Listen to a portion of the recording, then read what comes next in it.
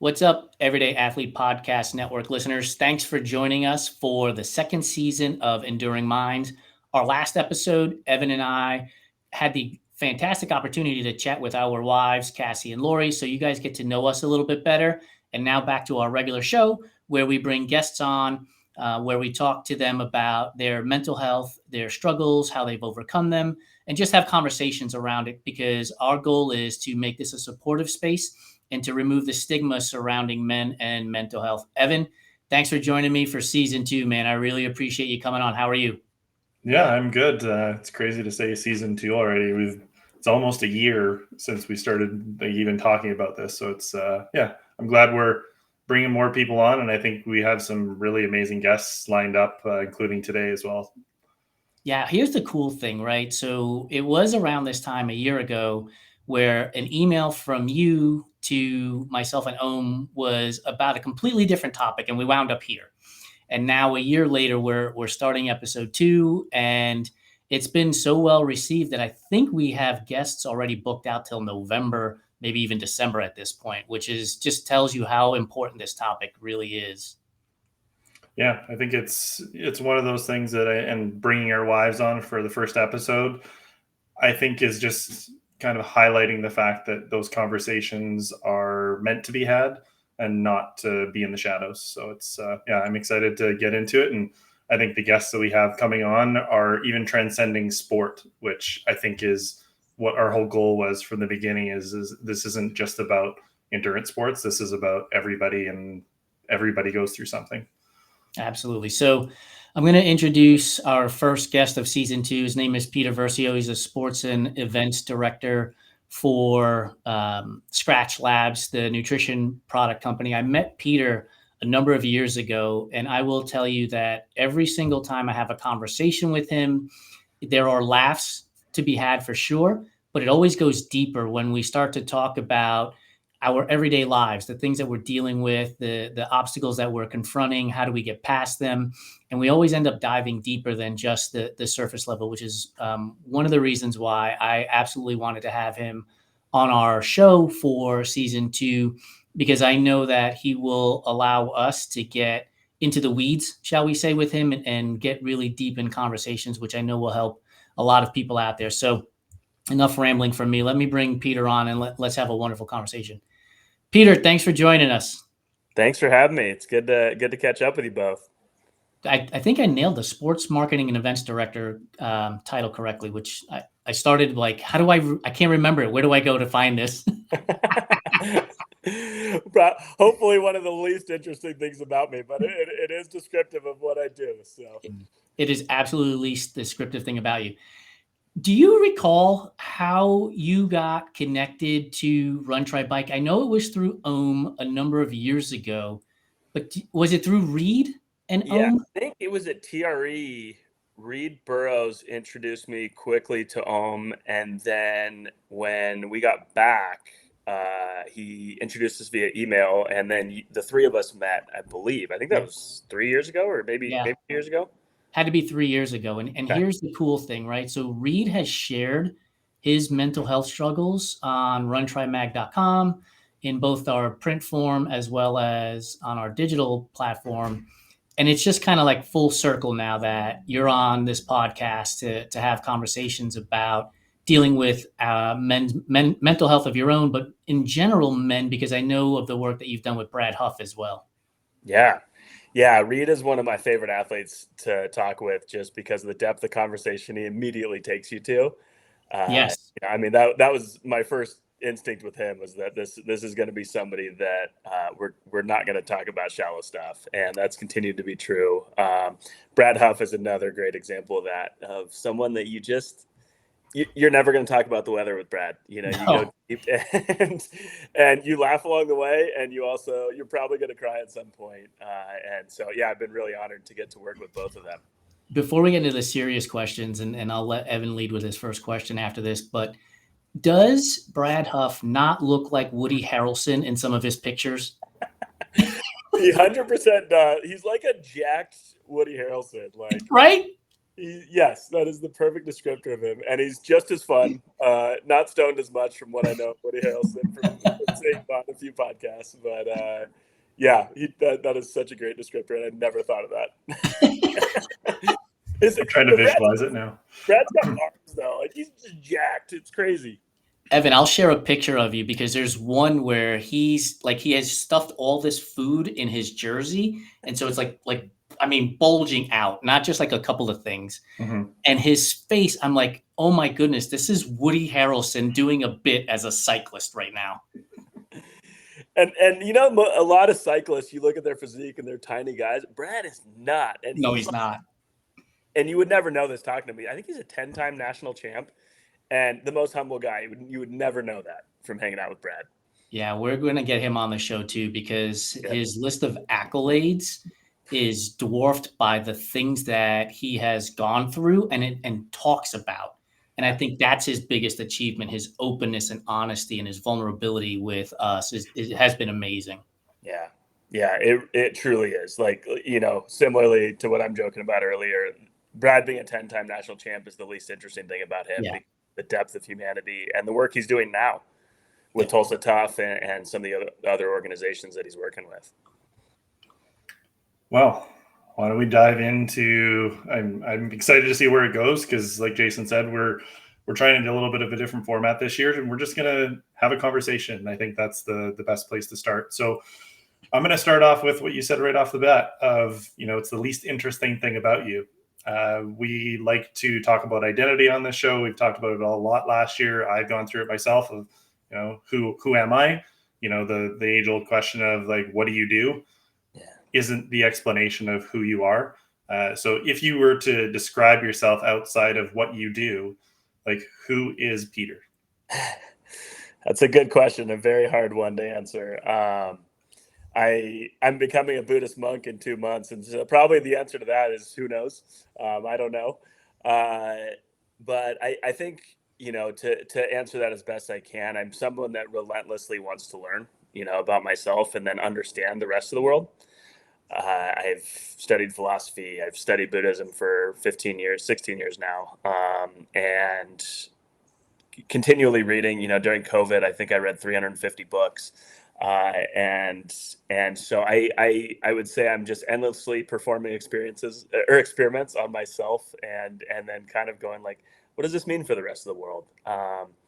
And so I really try to approach the world with curiosity, and I don't always do that, but I do my best to. And so I think that's probably the easiest way to summarize myself. It's interesting about reading 350 books during the pandemic, plus now becoming a Buddhist monk, because I know your history has been in some super high stress jobs where you're trying to raise funds for companies, where you're, you know, it's ROI driven, data driven. Like if the numbers don't pan out, like bad things are going to happen in most people's minds, right? Whatever that bad thing is what's there. So has it always been a driver for you to kind of put yourself into a different world by reading those books? Because for me, when I'm reading a book, I have removed myself from the physical setting that I am in, and now I'm in imagination land. Even if I'm reading a nonfiction book, I'm in imagination land. I'm putting myself in that person's shoes and imagining my life as them in a sense. So is that how you deal with those stressful scenarios too? Mm. Certainly at times. You're reminding me of a quote. I think it's C.S. Lewis that said, you know, the man that reads books can live 1,000 lives. The man that doesn't, but one, something like that. Yeah. And I think there has certainly been part of that a lot of my life. During some of those stressful periods that you're referencing, I didn't actually read a lot. You know, I would say my nervous system was so jacked up, I couldn't sit down and read. So I did the doom scrolling, I did the watching shows, all that kind of stuff to kind of cope. And then as I started to come back to that, you know, slow down a little bit, I did find that reading did allow me to be in different places. Now I find that I'm almost in two places at once as I'm reading. I'm totally in the story, and I'm also totally like, the story's in me.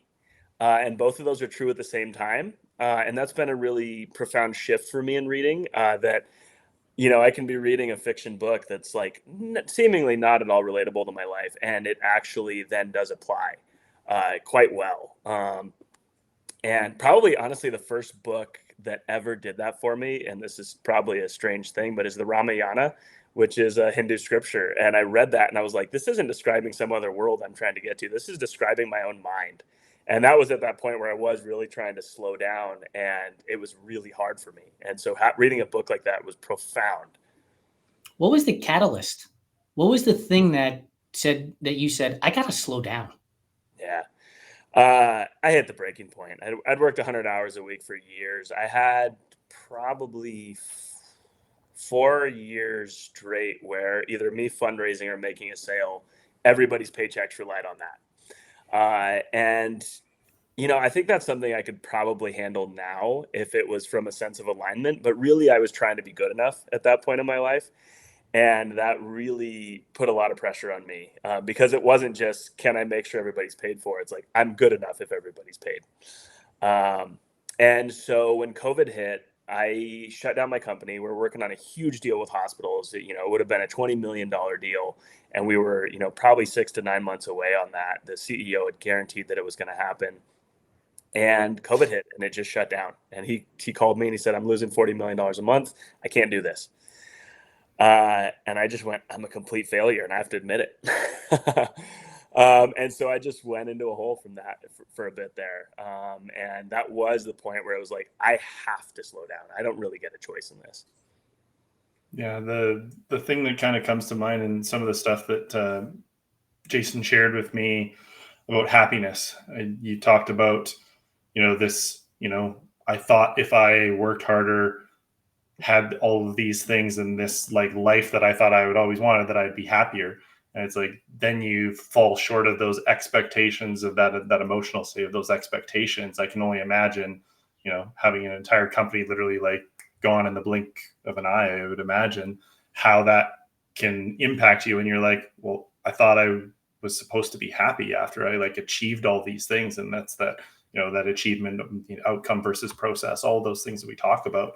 And I know you lean heavily into the process side of things now. So how did you make that shift between like chasing this, like really this like unattainable happiness, because you've created this bar so high that as soon as you achieve something, that bar just keeps going further and further up. And you're like, well, am I ever going to get there? But the process is where the meat is, right? Where it's like, you can actually live off of that for a very long time. So how did you make that switch? Yeah, such a great question. You named that so well. The bar was never going to be hit. It was just going to continue to go up. There was no amount of anything that I was going to do to feel like I was good enough.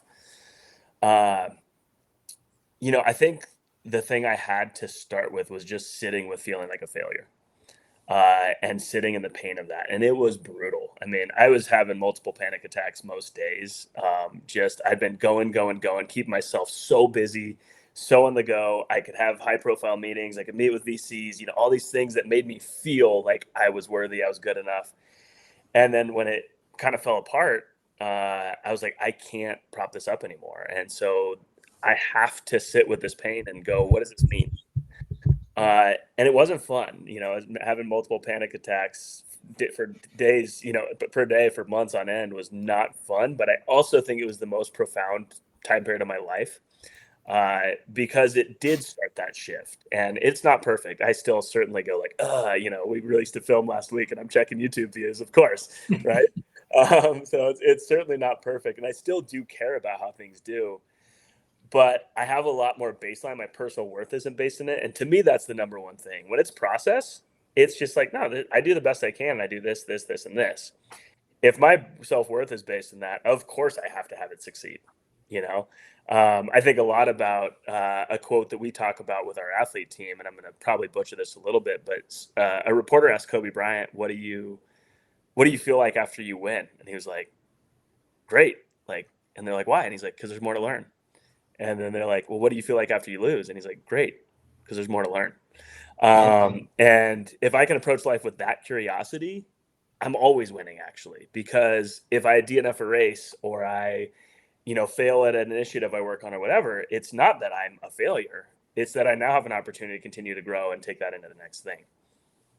I cannot tell you how, like, the bells, not alarms, the bells that are ringing in my head right now in a good way, because one of the mantras we have at Run Try Bike is failure isn't terminal, it's the building block to success, right? Because it's an opportunity for us to learn and to move forward with things, not just, oh, this, our value is diminished because of this. So I appreciate you talking about that. One of the things I want to ask you, as you're talking about $20 million deal and $40 million a month, is wealth. I used to define wealth as a bank account number, and now I define it as time freedom. Oh, I think we just lost Peter. I'll ask you this, Evan. There we go. There you go. Sorry about that. That's okay. I don't know how much of that you heard, but one of the question I was leading to was wealth. You know, when you're talking about $20 million deals, losing $40 million a month, a lot of people will talk about wealth in currency. And for me, wealth has become the currency of time. Where am I spending my time? How am I spending my time? Like, how are you defining wealth these days? And did that shift also happen along that same time in the pandemic? Yeah, I love that question because I think it is such a good reframe that, like, somebody who is only wealthy in money is pretty bankrupt in life, I would say. They probably don't have a lot of time. They probably don't have rich relationships. And you see people that do have all of those things. And to me, that's true wealth, that have financial security, but also have healthy relationships and also have time to do things they care about and have a sense of purpose. Yeah, that was something that I really took on during the pandemic, and that's still work I continue. And the way I think about it, and it's shifted for me, is so much of finances and money and that whole conversation is, for me at least, and I think for a lot of the world, is built around fear. Yes. And there's not enough, and I need to get mine. And we're checking our bank accounts, and we're going, there's not enough in there, and I see that with people I know and care about a lot, that they might have $15 million in the bank and they're spending, 100,000 a year and they're 70. But in their heads, they're still living in fear of, like, oh, it's not enough, right? To me, that's poverty. I had a really profound experience a couple months ago. We got invited up to one of the reservations by a medicine man to sit with him and do a couple ceremonies. And one of the first questions he asked me was like, what did you think of the DAPL protests? And I was like, oh, I was in favor. Like, yeah, you absolutely shouldn't be able to put a pipeline across your land without your permission, like 100%. I was like, were you there? And he was like, yeah. And he had just finished introducing me to a few of his kids. And he's like, yeah, I had a high paying job. I left it and I went and lived in a teepee there. We protested for 6 months, stopped it. And when we came back, I'd lost my house, I lost my job, I lost everything. And we had to live in a teepee in South Dakota for 2 more years.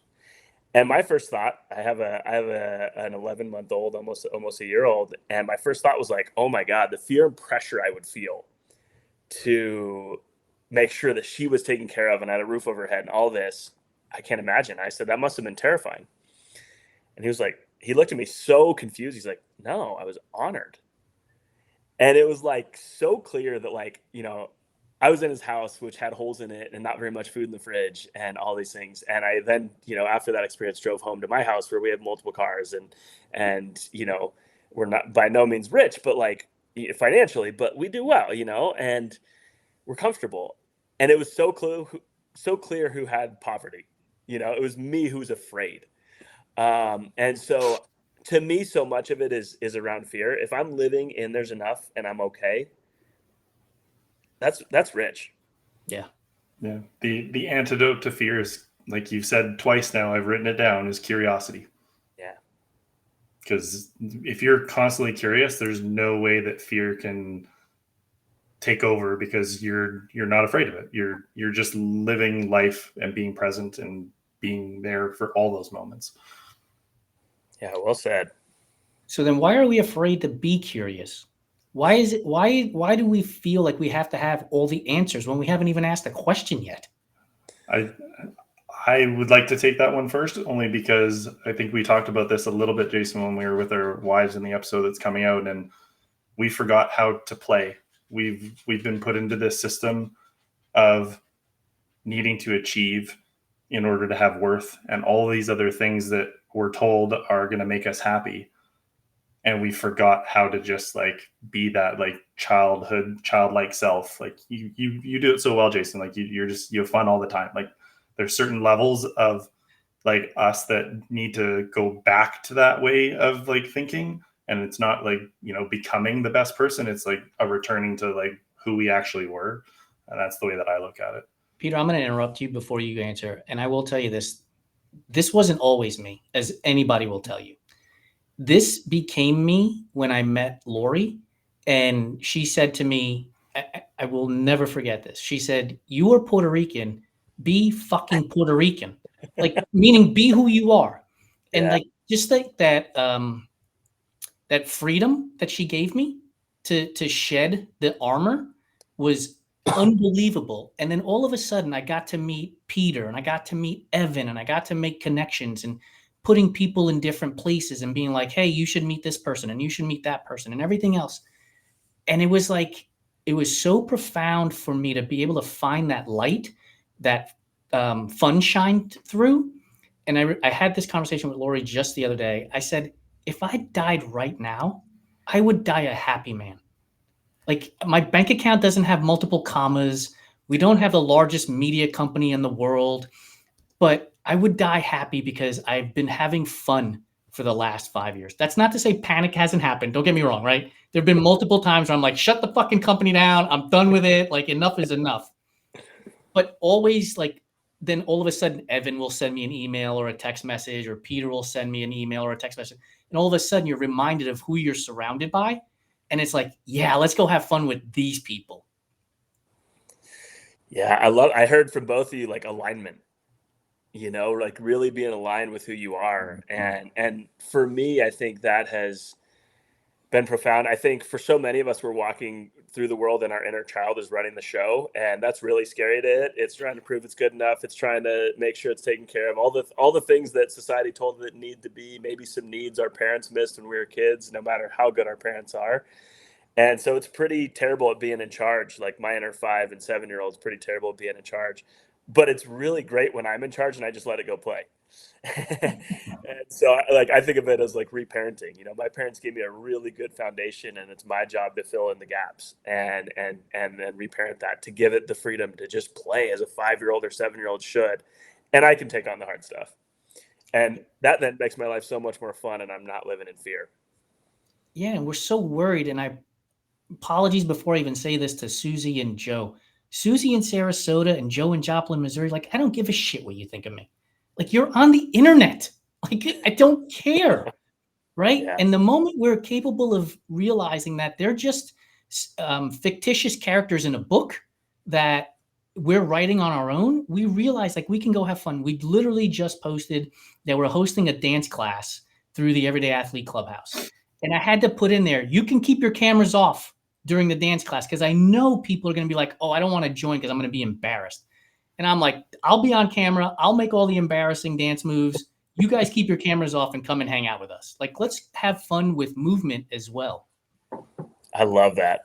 Just bringing them back to play and getting them comfortable, because probably the first 5 times they show up with their cameras off, and then they go, oh, I can do this. I felt ridiculous in my living room, and my husband laughed at me, but then I realized that it's not that serious. I can laugh with him too. Right.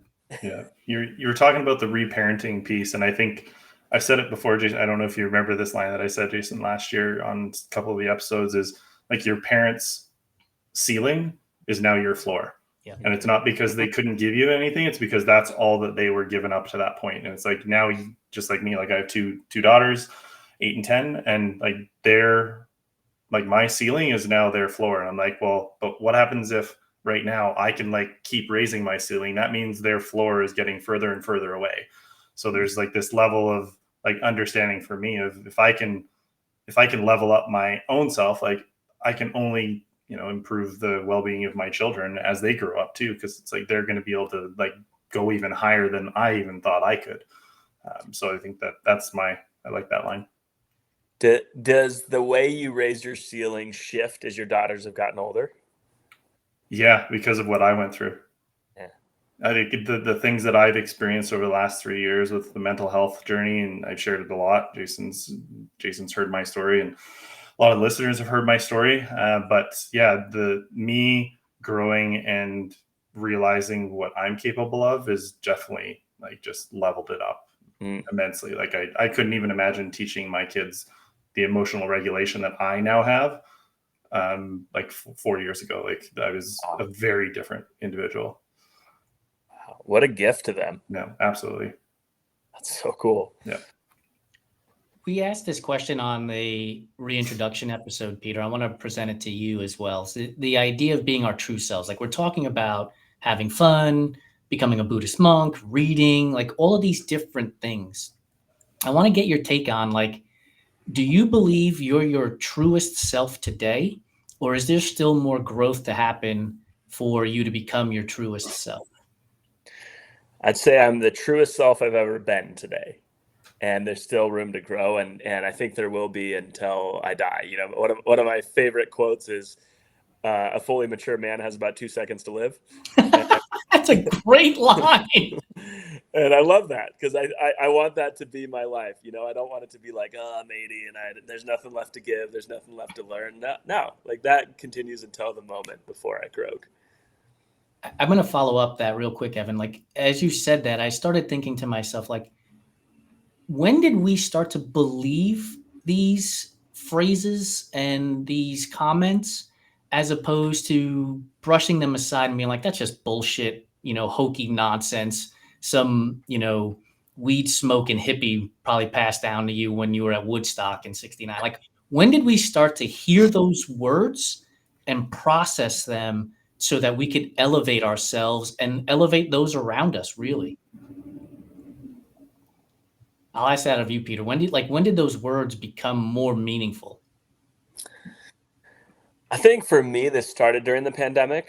I'd accumulated a lot of knowledge up to that point, and I think that continued in reading those 350 books, and that was a time period I desperately needed.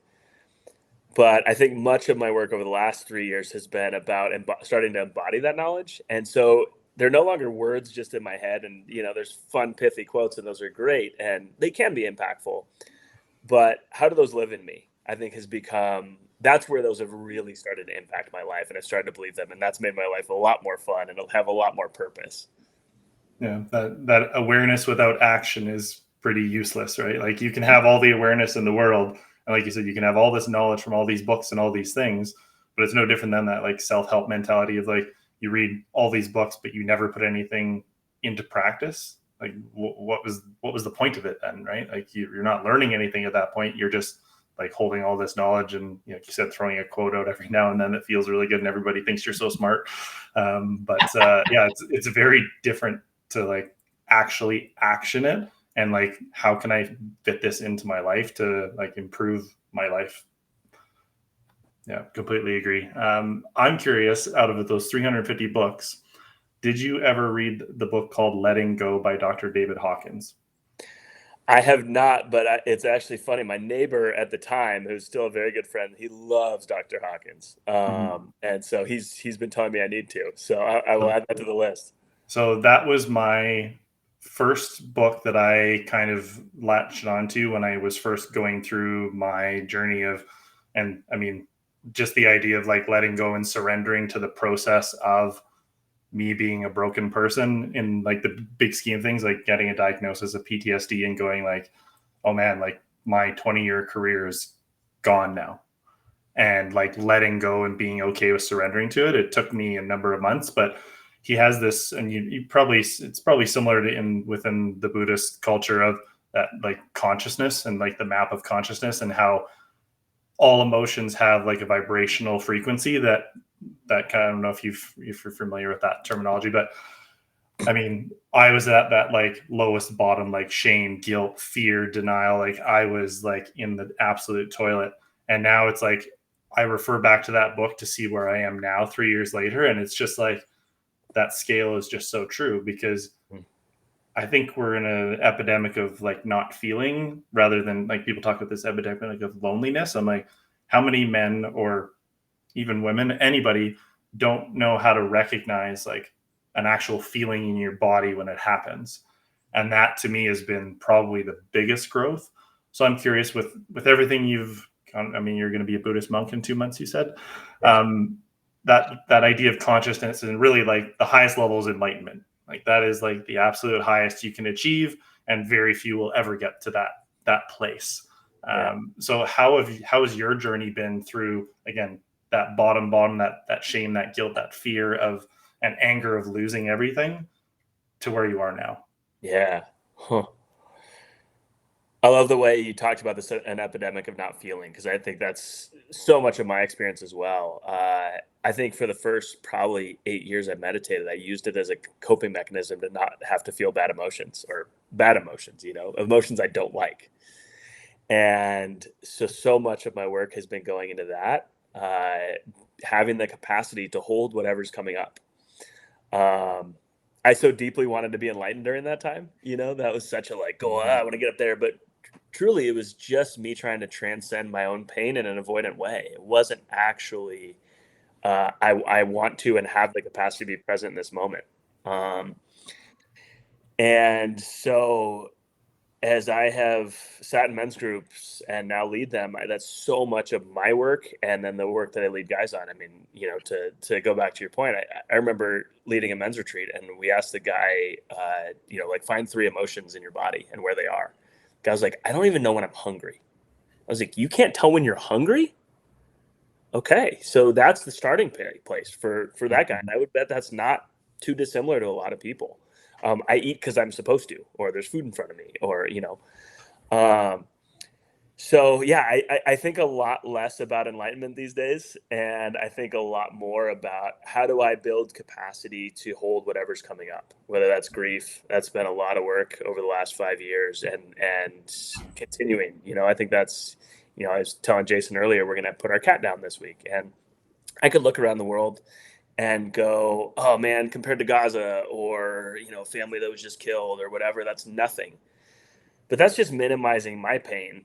And actually, when I can truly go into grief, I find that it actually connects me to those people. It's not a comparison. It's not going, oh, my pain is just as bad as theirs, but it is connecting to them. It's connecting in our humanity. And so the best line I ever heard from a Buddhist monk probably was when somebody asked him if he was enlightened. He said, I practice enlightenment the best I can each moment of every day. And to me, that's being present with grief, with anger, with whatever it is, and then not taking it out on the rest of the world.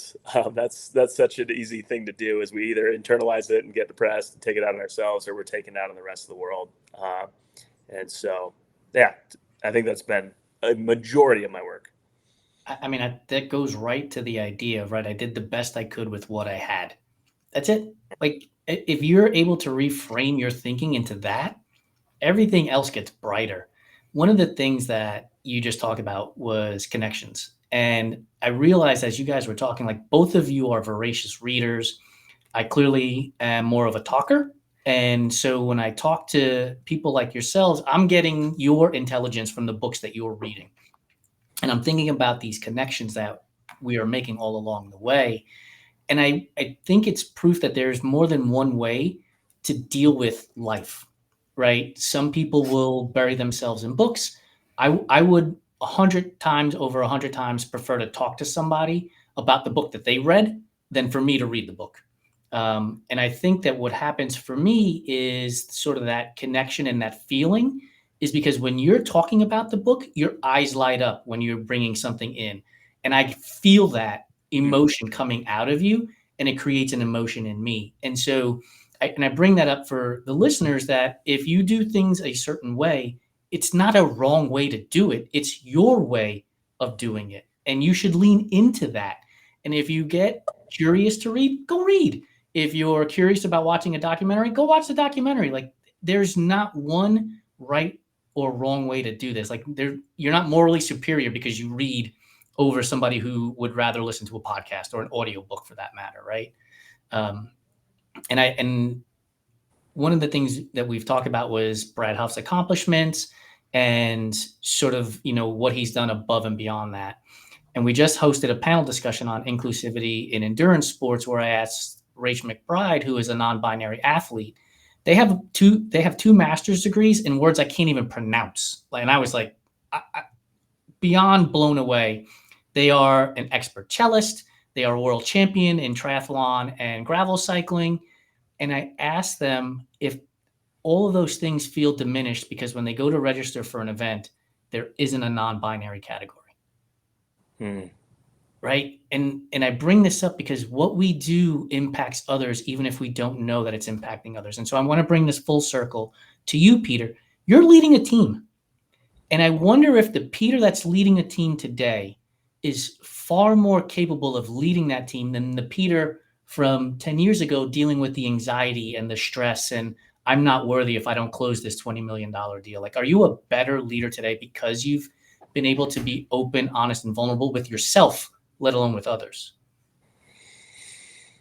Yeah, absolutely. I think to tie it in with what you're talking about is with inclusivity. I think I had to get inclusive with myself so that I can actually truly be inclusive with others. I was a people pleaser, so I was really good at faking it. But when I can't, I was really like, I'm a good guy because I do all these things. Look at all the things I do to help people. Team people pleaser. Yes. But really, that was just me trying to manipulate everyone in the world into loving me so I didn't have to feel any pain. And now, as I started to get inclusive with myself and be with whatever comes up for me and, hold space for that, it gives me a lot more capacity to truly hold space for other people. So yeah, the answer is absolutely. I'm more vulnerable. The Godfather used to be my favorite movie, still a phenomenal movie, but I used to look at that. I remember watching that when I was like 10 or 12 and going like, oh, he never shows emotion on his face. That's what I want. That's power. And so I tried to emulate that. And I have a really good poker face and I don't use it hardly ever anymore. And I think that's made me a much stronger leader. You could still emulate that look that Marlon Brando had. All you have to do is roll up gauze and stick them in your cheeks. That's what he did. That's how he did that role so that his face didn't move because he had like gauze stuffed inside his cheeks. So if you ever want to practice at home, there's your next secret podcast we do. I'm doing that the whole time. Blooper reel.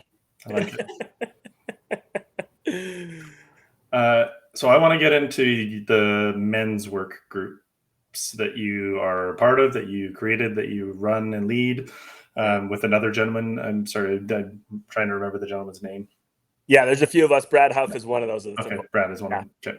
Yeah. So I got into breath work over the last number of years, more from a performance side of things with Oxygen Advantage. I'm not sure if you're familiar with it or not, but it's really about nasal breathing and really being present and creating more capacity in your body. But I found that it was so powerful for me when I was going through all of the therapy and PTSD and everything else that was running through my body. And I ended up getting asked by a friend last year to go and do some breath work at a retreat. And she was a sound healer and had tuning forks. And I walked into this room not really knowing what to expect. And I had them do an exercise where I asked them to write down one thing that they want to let go of that weekend. And I had them put it into a jar. And at the start of the breathwork practice, when I was just getting them relaxed and calm and kind of regulated, I started reading these things out of the jar just randomly, out of like pure anonymous. And the number of things that were said, like, my dad has cancer or lost relationship or all of these things that I didn't walk into that weekend like having that space already created. And I found it very difficult to hold space for a group of people who clearly we are all going through something. Like I said to Jason at the beginning, like we're all going through something. It doesn't matter what it is, whether it's illness, cancer, finances, whatever it is.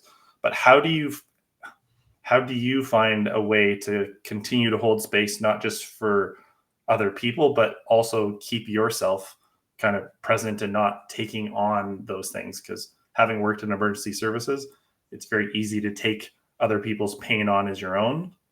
And it's hard work. It's not easy work to do. So how do you not only be there for people, but also be there for yourself in that as well and be able to be present? Great question. And I can only imagine what you've had to carry with that. I mean, that's a lot to see the traumas that I'm sure you have. And it sounds like now you're moving from like saying outside wounds to saying inside wounds and holding space for that. I can't bullshit. That's the number one thing. I can't fake it. I can't behave like an asshole at home and then go in and be like, all right, guys, we're going to sit here. Like there's no artifice. They sniff that out immediately. I think it goes back to being a people pleaser. I've carried a lot of people's pain.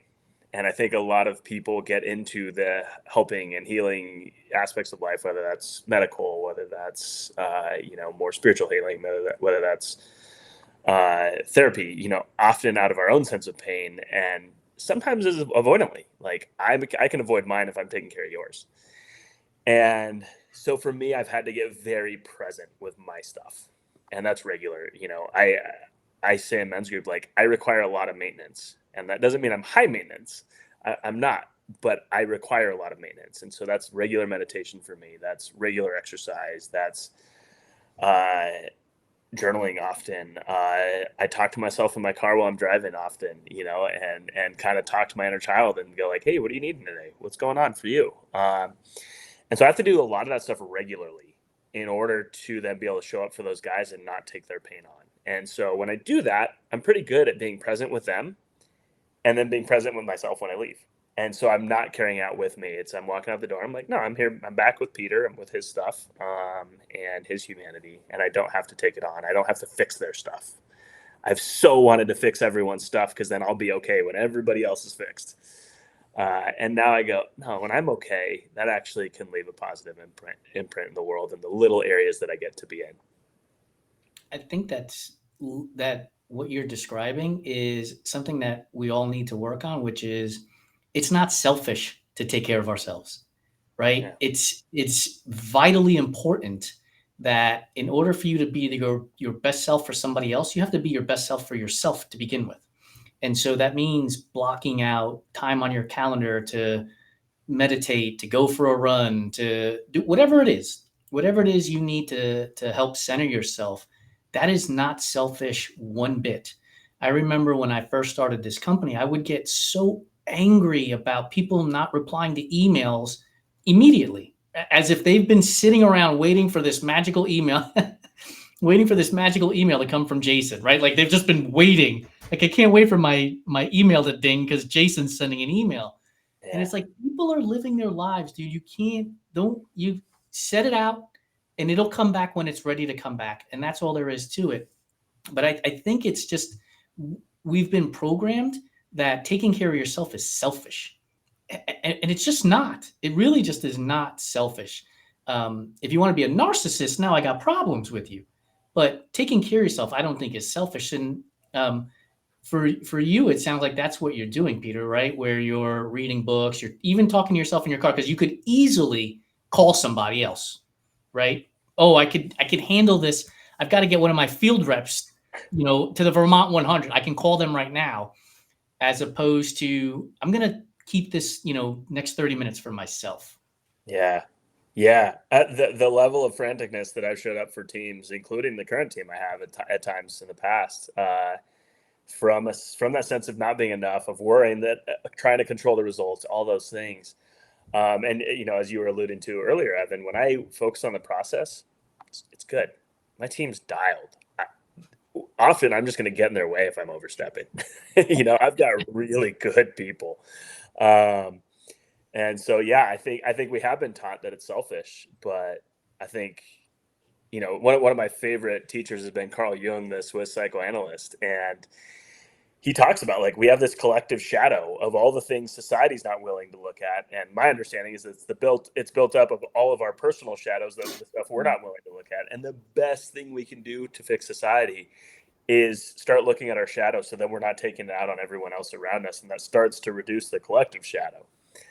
And so it's actually the least selfish thing we can do. And like you said, that could be taken by a narcissist and be like, well, I'm taking care of me. And when I'm hungry, I want all my needs met. But that's actually just a really scared person.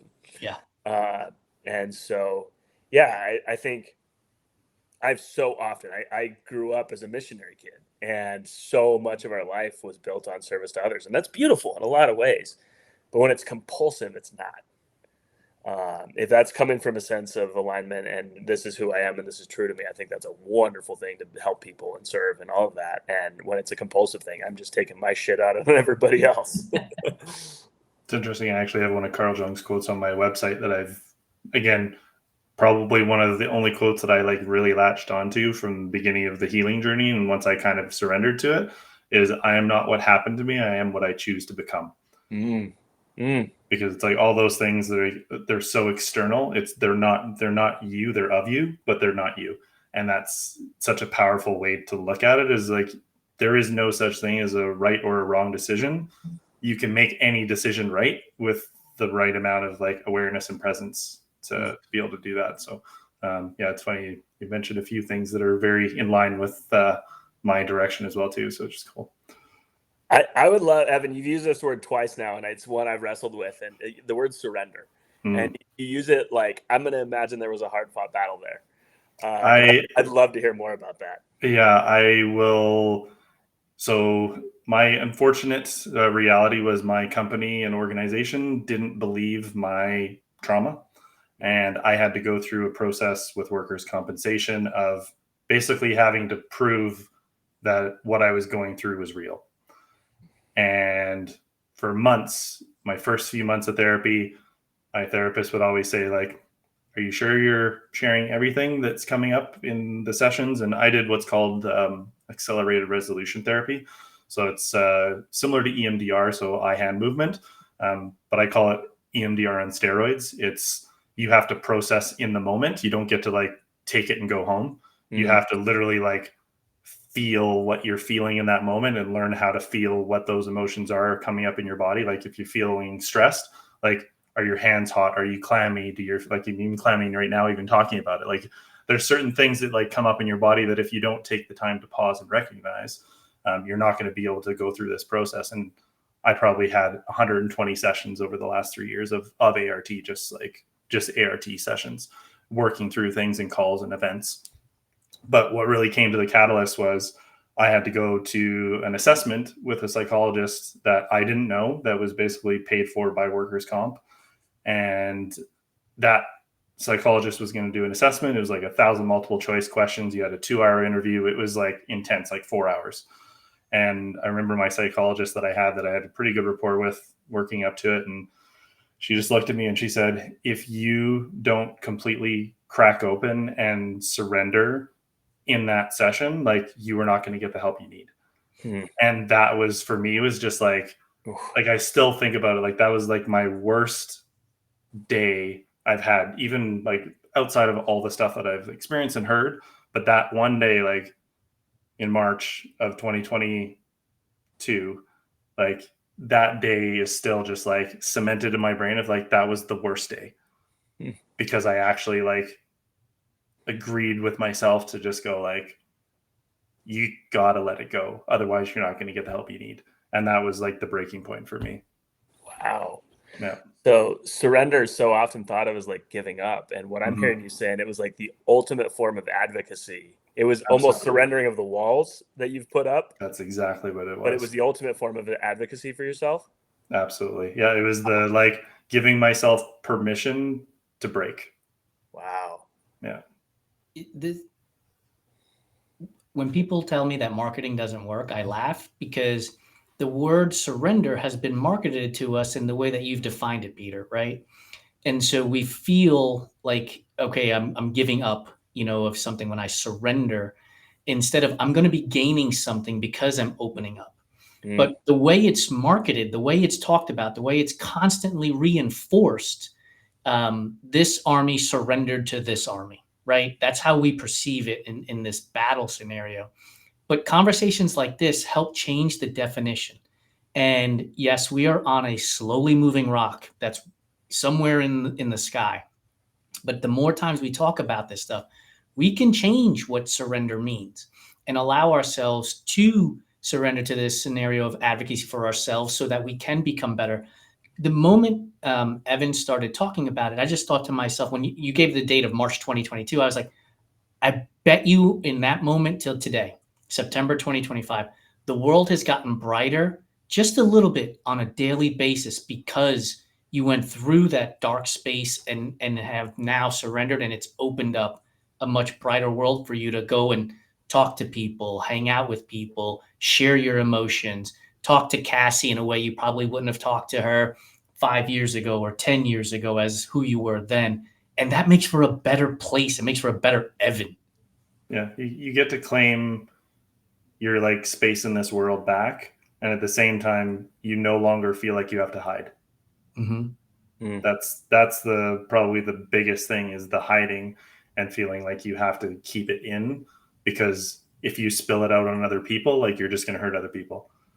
And not being afraid of, again, coming back to the fear, not being afraid of how people are going to perceive you is huge. That's still something I'm working on, if that perception of self, right?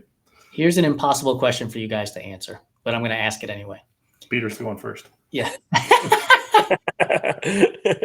What percentage of people do you think, when they say, I don't care what others think, actually don't care what others think? Because look, I just posted this on Threads yesterday or 2 days ago. I was like, somebody posted something like, you're not for everybody. And I'm like, you're right. I'm not for fucking everybody. And it's okay if they don't come and hang out with me. It's better for me if they don't come and hang out with me, because I'm not for them. But for those of you that are here, thank you for being here, for laughing, for crying, for sharing. Like, I appreciate you for being here. But that doesn't mean that I don't fully not care about what others think, right? Yeah. But the people that are so adamant, right? Like, I don't give a shit what so-and-so says. And I'm like, yeah, you do. You're just covering something up, right? Like, is their armor thicker? I actually have been talking about this with various team members, and I'm asking on my team, I don't care to be replaced with, I'm afraid to care, so I'm shutting down. Because I think I don't care, 0% of people that are saying that actually don't care. They're deeply hurt by it. They're afraid of it. They're just putting up, they're building walls, not boundaries. Right. And the proper response, to me at least, because I've cared deeply what people think of me, and I've tried to be like, I don't care what this person on the internet says, but I do, is the honest truth. It hurts a little bit. But I care a lot less now. I care a lot less because I care a lot more about what my opinion is of myself than I do about what some random person on the internet says. And so I don't think I'll ever get a point where I don't care at all if somebody says something cruel, or if somebody on the internet might say something that really actually is true and causes me to evaluate it, but it's going to hurt. Yeah. So I'm going to react to that, of course. So my answer is 0%. If you're saying you don't care, I think you're just shutting down. Yeah, it's funny. I say that exact line to my kids, Peter, about whose opinion matters the most. It's the opinion of yourself. Yeah. And like, if you want to wear those pants or that shirt today, and somebody says, "Oh, those pants are ugly," ask yourself, like, would you go to that person for advice? Yep. If you wouldn't go to that person for advice, then really their opinion definitely doesn't matter. Like, there's no doubt about it. My answer is the people who, I'll say, like, I lost a lot of relationships of just like people and like friends and things like that over the last 3 years. And I think it's because they care deeply about what other people care about them, and they're not ready to meet whatever they're experiencing in themselves yet. And me going and doing the work and showing the growth and all those, like stepping into the discomfort and the hard things, scares the shit out of them. So they're either going to distance themselves from me because it's too much, and like, holy crap, like, he's going to ask me to do this and I'm not ready for it. Or just seeing me or hearing me talk about it is like upsetting to them. So it's easier for them to distance themselves from it. And that's my belief, is it's something they haven't met within themselves yet, that maybe I'll be the catalyst for that. And maybe I'll be like somebody that is going to make them shove it down for another 5 years. Who knows? But I want to be around the people that I am the catalyst for. And I feel like I'm at that place now. It's like the people that are around me are the people that want to grow and want to build and want to like challenge themselves in those ways. That makes me think. So I so aspire to do what you're doing with my daughter, Evan. I think the people that truly are like not hurt by what other people are thinking about them or saying about them, they don't say it. They're not going, I don't care. You know, that's such bravado. Yes. And I find the more I need to be really outspoken or braggadocious about something, the more it's usually me like actually feeling the opposite. Yeah, this whole conversation is bringing me back to this concept of legacy. Like, what are we leaving behind, right? Yeah. And I would rather be the person who's remembered as the guy who built bigger tables to bring more people to the dinner table and hang out with, than the guy who was a complete asshole, but he built this empire by being a total dickhead. Like, give me the table with all the different faces and cultures and languages and stories and laughter over sitting at a table by myself with a pile full of money because I don't care what other people think. Yeah. Like, that's not like, you do care. Yeah. I think so often, like, it's so easy for us to get mad at billionaires and all this stuff. And I actually think the proper response is like, man, they're really lonely. Yes. I think they're little kids that are scared and trying to prove themselves. And it's like an addict, basically. You know, they can't stop. They're working 20 hours a day or whatever that they're doing. It's actually an addiction. And we should work with them from our sense of wholeness, not be slamming them or idolizing them. I think that those are the two tendencies that our society tends to do, is we either idolize them, man, they know what's going on. Like, do you actually want to live their lives? If you look at their day-to-day life, do you actually? No. Or we go like, money's bad. These guys are terrible. They're ruining society. And I think we just we're helping imprison them in that place even more of like, well, maybe if I make more, then I'll be loved, you know? And so it goes back to where we started with a rich life. Like, how do we invite them into a rich life, which is at that table with lots of people and might be sharing more and building communities? Yeah, I saw a post yesterday right along those same lines that billionaires, once they reach that like billion mark, they should just get like an award and a prize that says you won capitalism, and every dollar after that they should have to give to like schools and hospitals and like you know, food banks. But like that, it should be like an award, like you won capitalism, great job everybody. Like, yeah. And maybe there are some really some billionaires that are living in abundance and feeling free, and like maybe those are out there. The ones in the news I just see being like hurt little boys or girls that are like taking that out of the rest of the world. I think we reinforce it by screaming at them. Shameless plug, our team can create those. There's no doubt there's some sort of like inner child that, like you said, was like hurt at some reason. Like, nobody has that drive and that mentality. Like, people talk about David Goggins, you know, running Moab on a busted knee with pins in it and everything. And it's like, it's an amazing feat, no doubt. But like, what is happening to make you think that like, I need to go through this, or I want to go through this, to put yourself through that level of pain? Like, I don't understand that. Maybe it's because like I am where I am in my journey, but it doesn't mean it's right or wrong. I just don't understand it. Yeah. So well said. What a good comparison to bring it back to sport, of the people that we see.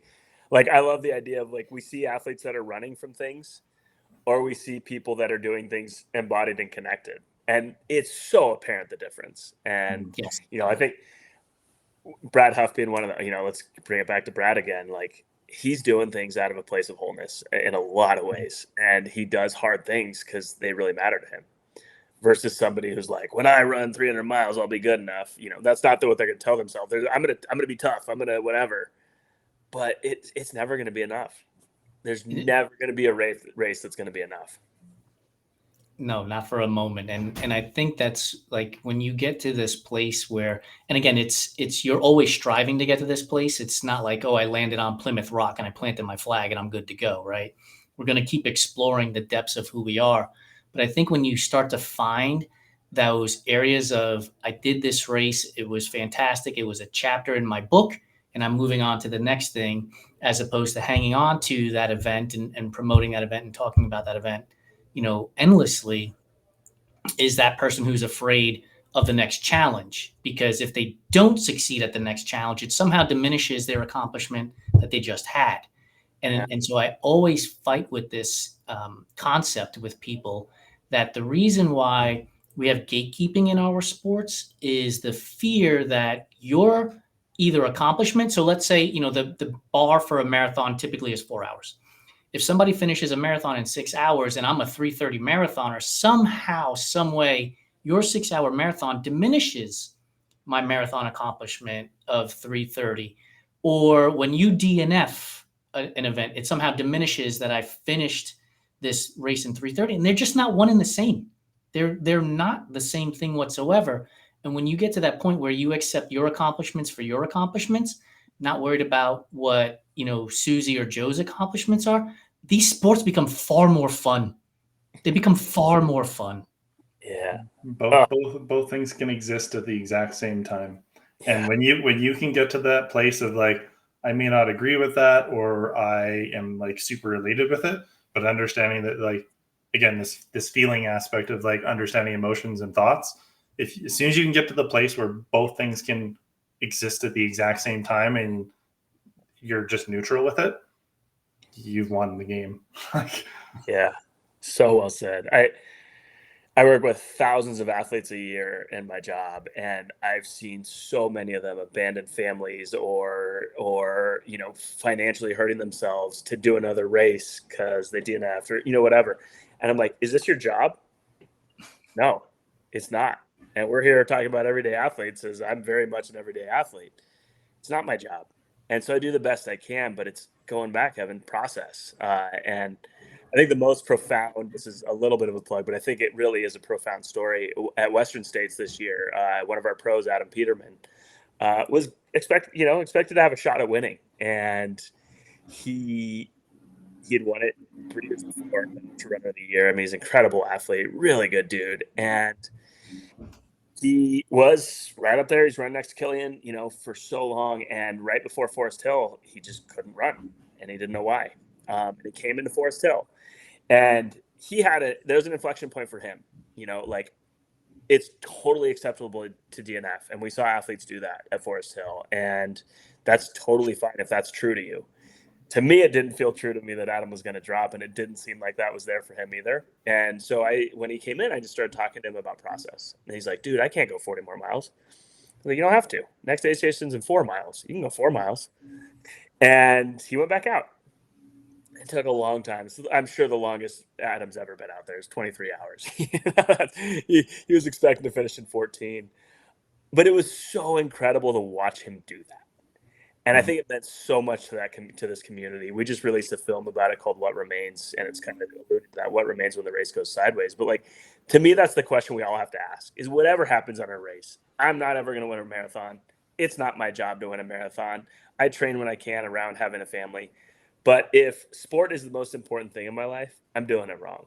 If sport is helping me be strong for my family, if sport is helping me learn about myself, if sport is helping me show up at my job better, that's the point for me, because it's not something I'm getting paid to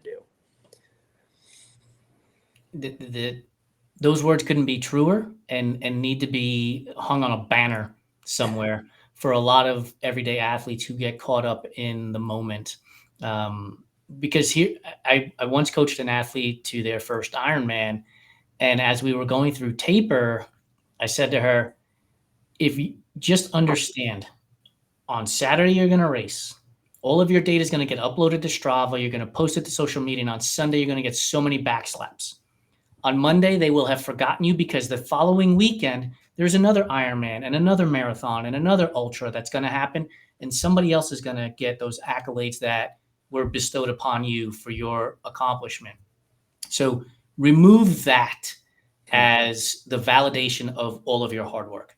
Understand that you've gone through the last 16, 20 weeks of training. You've become not just a better athlete, but a better person, a better employee, a better sibling, a better, daughter.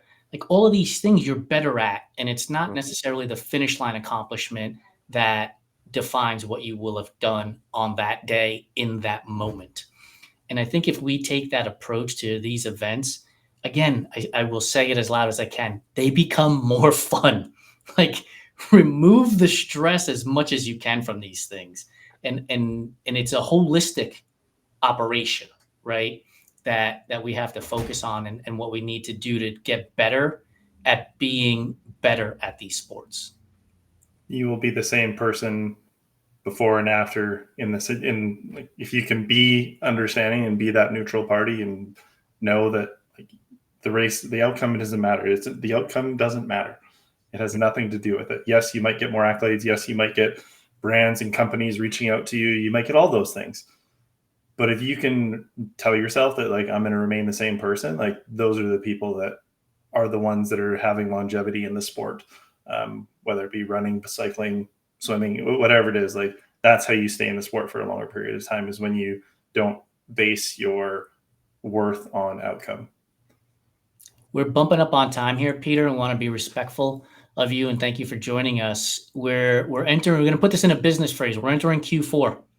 What is it that you want to do for the rest of this year? One thing, many things, whatever it might be, that's going to help elevate you as a person to be better for your wife, your kid, the employees, for Skratch? That's a great question.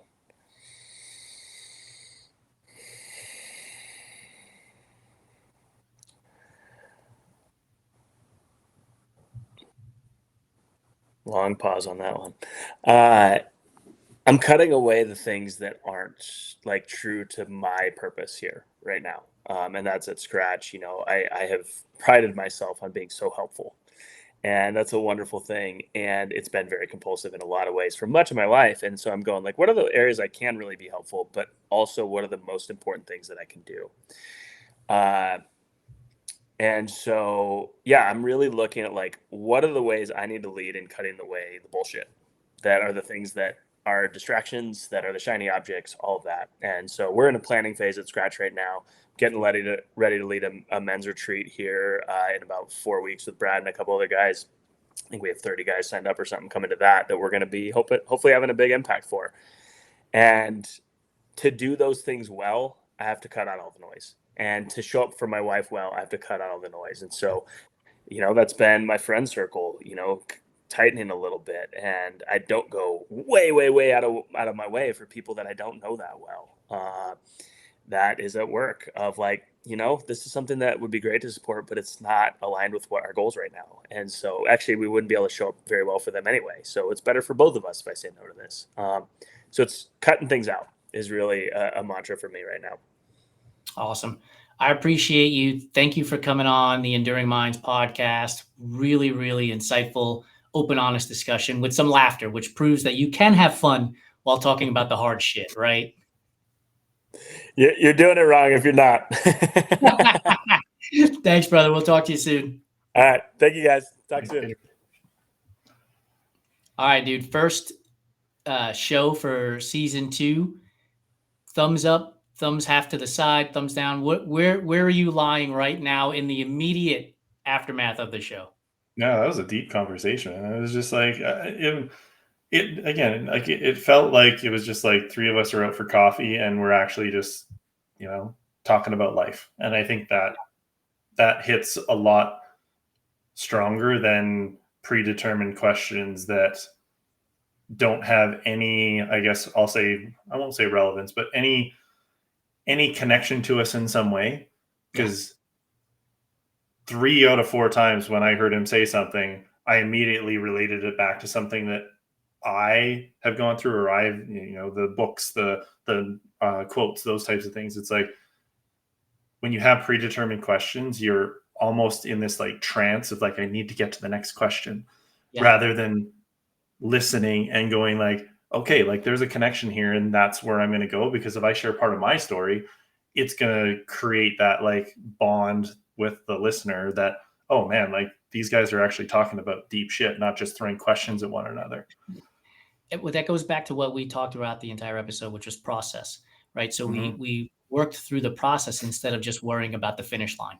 And, embracing that process is huge. So appreciate you. We'll be back in a couple of weeks with another guest. This has been fantastic. Evan, I cannot thank you enough for being a co-host on the Enduring Minds podcast. Thank you for your insight, for your openness and your honesty and your vulnerability, not just with me over the past couple of years, but also with the guests that we keep bringing on the show. So thank you.